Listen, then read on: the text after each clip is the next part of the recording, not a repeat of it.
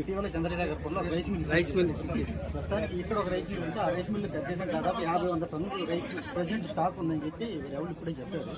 మీరు ఒకసారి చూస్తే బాగుంటుంది. కోవూరు నియోజకవర్గంలో ఎక్కడ అవినీతి జరిగినా ఉక్కు పాదం మోపడానికి వాళ్ళు ఎవరు ఏంటి, ఏ పార్టీ, ఎవరు, ఏ నాయకులు, ఎంత పెద్ద నాయకులు అని ఒక్క నిమిషం కూడా ఆలోచించను. ఏ గొడవ వచ్చినా, ఏవి ఇలాంటివి జరిగినా ఇమీడియట్ గా వాటిల్ని అణిచివేస్తాం. చంద్రశేఖరపురంలో పట్టుకునేది ఇప్పటికీ వదలలేదు.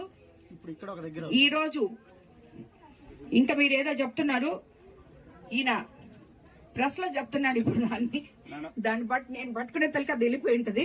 కాబట్టి అది నేను ఇమీడియట్ గా ఇప్పుడు ఎంఆర్ఓ గారిని పంపించి దాన్ని కన్క్లూడ్ చేపిస్తాను.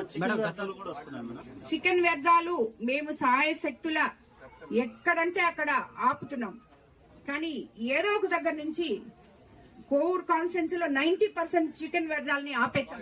ఆ 10% చెప్పాలంటే ఏ నాయకులతోనో, ఏ ప్రెస్ వాళ్ళతోనో లాలీచులు పడి వాళ్ళు తీసుకొచ్చుకుంటున్నారు. మాకు తెలియకుండా, తెలిసినప్పుడు ఇమీడియట్ గా వాళ్ళని స్టాప్ చేస్తున్నాం, కేసులు పెడుతున్నాం. ఇప్పటికైతే అసలు కొన్ని వెహికల్స్ అయితే కేసులు కూడా బుక్ చేయలేదు, చేస్తే వెనకాల తీసుకెళ్లిపోతున్నారని చెప్పి.